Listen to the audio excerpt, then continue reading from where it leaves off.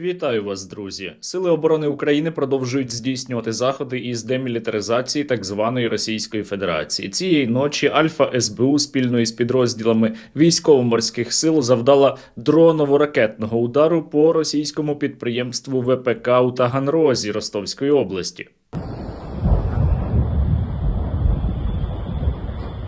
Було уражено цехи заводу «Атлант-Аеро». Підприємство здійснює повний цикл проєктування, виготовлення та випробування ударно-розвідувальних БПЛА типу «Молнія», а також комплектуючих до безпілотників «Оріон». Водночас російські терористи продовжують атакувати цивільну інфраструктуру України. Цієї ночі було здійснено атаку за допомогою більше ніж 300 безпілотників, балістичних та крилатих ракет по різних регіонах нашої країни. Атакували росіяни об'єкти електроенергетики, а також вдарили по території поштового терміналу Нової пошти у передмісті Харкова та вбили 4 людей. Ще 6 постраждали. У той самий час представник так званої Російської Федерації у Організації Об'єднаних Націй Небензя, виступаючи, розповідав, як Росія в жодному випадку ніколи не б'є по цивільних об'єктах і цивільних не атакує взагалі. Все эти громкие, но совершенно голословные утверждения о прицельных нападениях России на мирно спящих в своих домах украинские семьи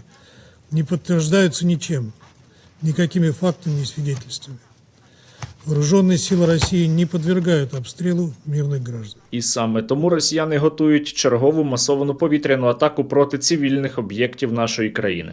Ми із вами сьогодні поговоримо про це. Поговоримо також про те, як можна зупинити військову машину так званої Російської Федерації, але спершу я закликаю вас обов'язково задонатити на Русоріз. Якщо ви не любите росіян, кидайте на банку. Якщо ви хочете, щоб вони страждали, задонатьте. Якщо ви хочете помсти, допоможіть українському війську. А ми закликаємо вас продовжувати донатити на Русоріз, бо великих і малих донатів завжди не вистачає. Ну і про підписку на мій канал ви також не забувайте. Підпишіться, це не так складно. І ще лишайте коментар будь-який та тисніть лайк до цього відео. Та сама російська мерзота Небензя, яка розповідала, що наче як так звана Росія не атакує українські цивільні об'єкти, але воно наголошувало, що росіяни били по українській енергетичній інфраструктурі, поскаржилася на те, що у Білгороді немає чомусь електрики, чомусь білгородчанам дуже тяжко. В то же время наши западные коллеги полностью игнорируют преступления киевского режима, который целенаправленно бьет по российским регионам, мирным объектам и гражданским лицам. В Белгородской области 500 тысяч человек остались без света, но ООН это верифицировать не может. Зараз у нашій енергосистемі дуже надзвичайно тяжка ситуація, напевно, найтяжча за весь час російсько-української війни.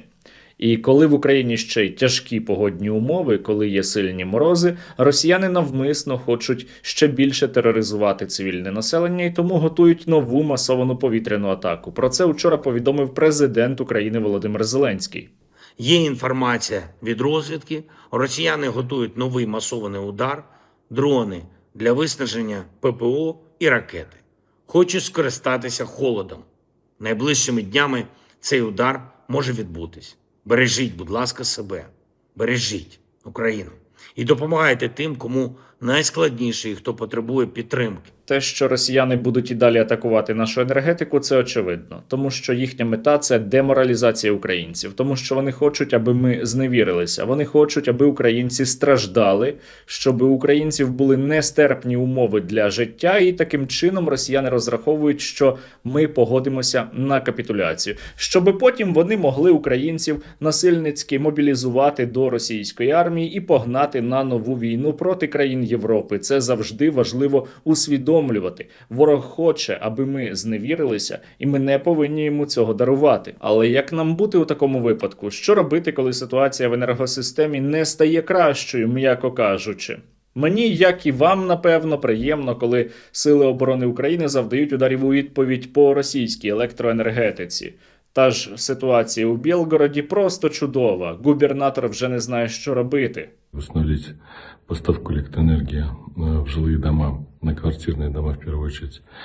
І на промишлене підприємство невозможно. Та окрім сатисфакції, навряд чи це щось нам із вами дасть. Тому що москвичам Та й в принципі всім росіянам плювати, що відбувається у інших регіонах. Що відбувається у Білгороді, їм абсолютно байдуже, і це не вплине на подальший перебіг російсько-української війни. А от щоб вимкнути Москву, треба набагато більше часу, набагато більше зусиль, а у нас немає зараз ані ресурсу, ані часу для цього. Мені приємно, коли деякі росіяни страждають, тому що в них немає електрики, бо вони у цей момент відчувають те саме, що відчуваємо ми із вами, але давайте на правду. Ці удари навряд чи мають бодай якесь значення для російсько-української війни, і нам насправді від цього не легше. То що робити для того, щоб нам із вами стало легше?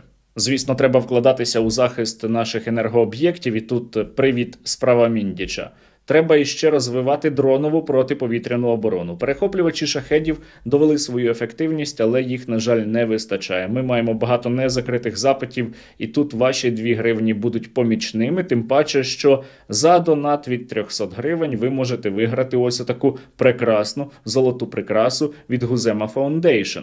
Банку, через яку треба задонатити, я лишаю теж в описі до цього відео. Окремий трек, яким має сьогодні займатися в цілому Україна та й органи місцевого самоврядування, це створювати нові об'єкти малої електрогенерації. В деяких регіонах вона є, деякі регіони не зробили нічого. У деяких регіонах є мобільні генератори.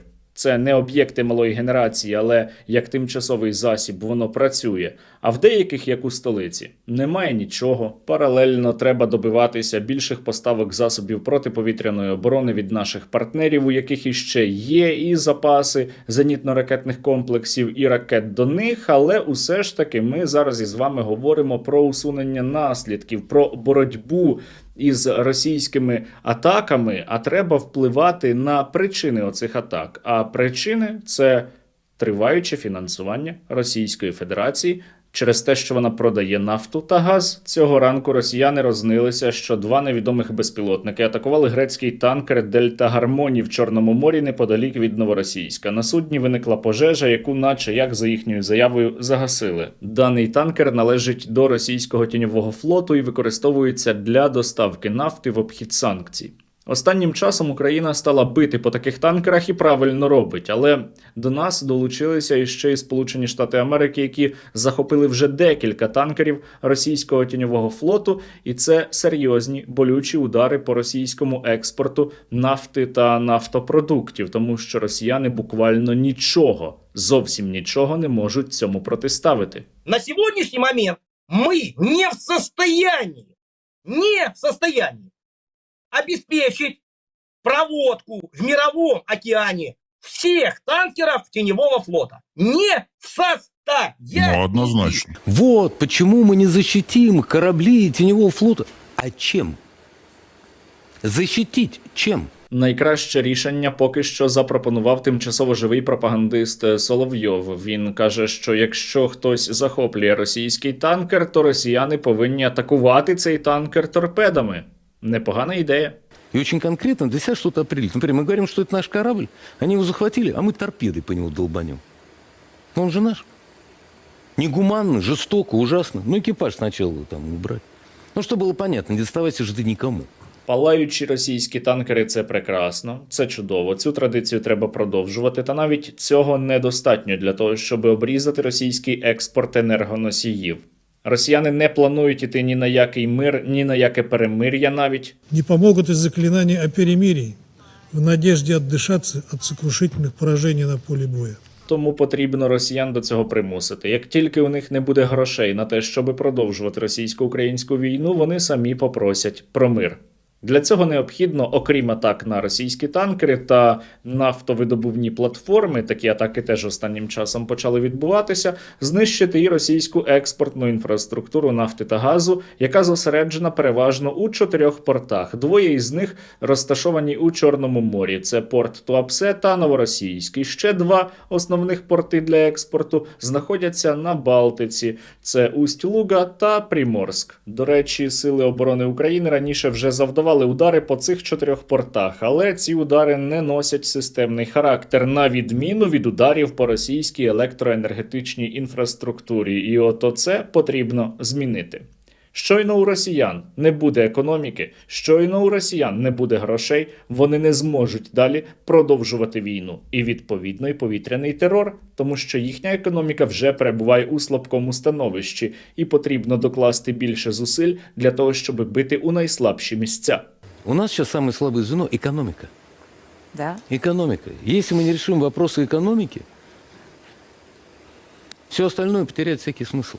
Ну і, звісно, паралельно Україна має перебудувати свою оборону, змінити в цілому оборонну стратегію, і для цього нам потрібна армійська реформа. Я сподіваюся, що із призначенням нового міністра оборони Михайла Федорова будуть дійсно ґрунтовні та серйозні зміни у цьому напрямку. Ну а зараз, друзі, я закликаю вас, а вже ж задонатити на Русоріз.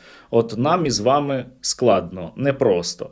Але зараз у таких тяжких погодних умовах наші військові усе одно тримають оборону та знищують ворога. Спробуйте уявити, наскільки тяжко їм. І ми повинні їх підтримати. Ми повинні їм зараз допомогти ще більше. Ми маємо постачати стільки дронів, щоб на кожного росіянина було одразу по декілька.